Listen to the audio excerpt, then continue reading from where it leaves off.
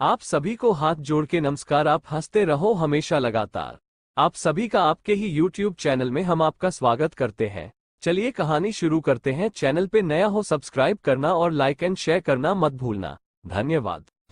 मत्स्य अवतार। भगवान विष्णु का पहला अवतार मत्स्य के रूप में हुआ था। मत्स्य अवतार का उल्लेख सबसे पहले वैदिक साहित्य में मिलता है। इस अवतार में विष्णु ने मछली का रूप धारण किया था।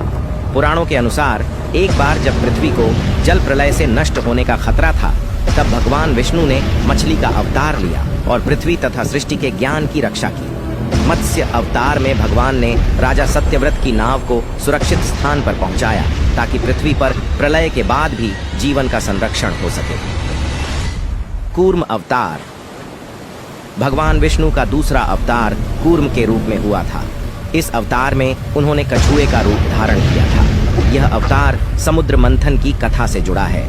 जब देवता और असुर अमृत प्राप्त करने के लिए समुद्र मंथन कर रहे थे, तब मंथन के लिए मंदराचल पर्वत का उपयोग किया गया। मंथन करते समय यह पर्वत समुद्र में डूबने लगा। तब भगवान विष्णु ने कूर्म अवतार लिया और पर्वत को अपने विशाल कछुए के रूप में पीठ पर धारण किया, जिससे मंथन सुचारू रूप से हो सका और अमृत की प्राप्ति हुई। वराह अवतार।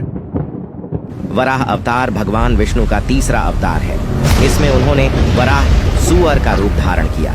इस अवतार की कथा के अनुसार जब दानव हिरण्याक्ष ने पृथ्वी को समुद्र में छिपा लिया, तब भगवान विष्णु ने वराह रूप धारण कर पृथ्वी को समुद्र से बाहर निकाला और हिरण्याक्ष का वध किया। इस अवतार का मुख्य उद्देश्य पृथ्वी की रक्षा करना और हिरण्याक्ष के अधर्म का नाश करना था। नृसिंह अवतार। भगवान विष्णु का चौथा अवतार नृसिंह के रूप में हुआ था। यह अवतार आधे शेर और आधे मानव के रूप में था। यह अवतार भगवान विष्णु ने अपने भक्त प्रहलाद की रक्षा के लिए लिया था।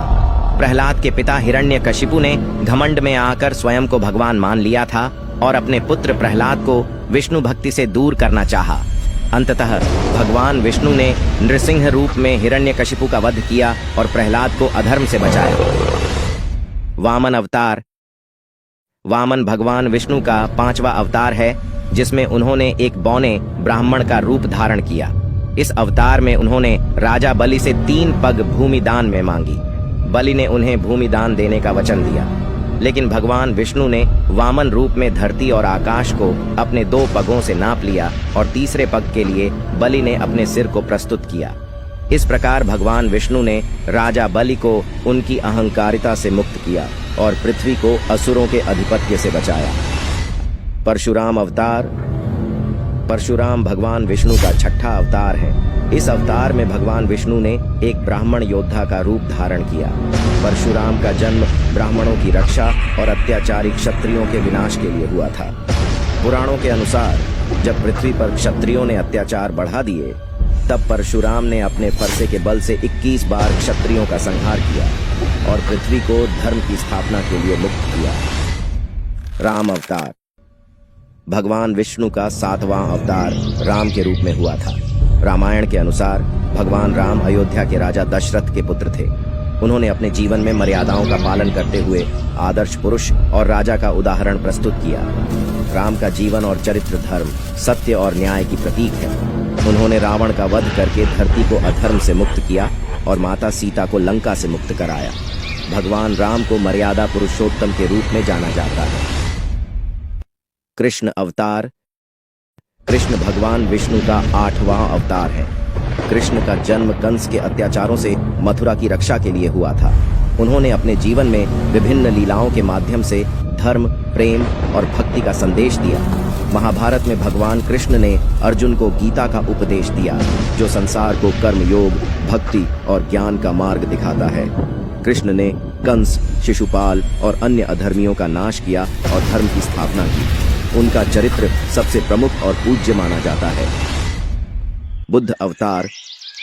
कुछ हिंदू परंपराओं में भगवान बुद्ध को भगवान विष्णु का 9वां अवतार माना जाता है। भगवान बुद्ध ने संसार को अहिंसा, करुणा और शांति का संदेश दिया। उनका अवतार पृथ्वी पर धर्म की स्थापना और लोगों को अधर्म के रास्ते से हटाने के उद्देश्य से हुआ था।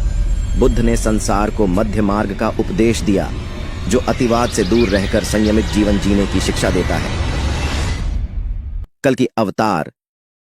कल्कि भगवान विष्णु का 10वां और अंतिम अवतार होगा, जो अभी होना बाकी है। कल्कि अवतार का उल्लेख पुराणों में किया गया है, जिसमें बताया गया है कि जब धरती पर अधर्म का अत्यधिक विस्तार होगा, तब भगवान विष्णु कल्कि के रूप में अवतरित होंगे।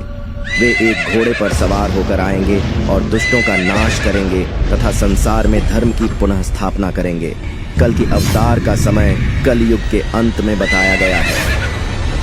भगवान विष्णु के दशावतार धर्म की रक्षा और अधर्म के नाश के लिए हुए हैं।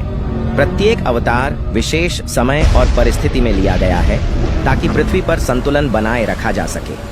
इन अवतारों के माध्यम से भगवान विष्णु ने यह संदेश दिया है कि जब भी धर्म की हानि होती है और अधर्म का प्रसार होता है, तब भगवान धर्म की रक्षा के लिए अवतार लेते हैं।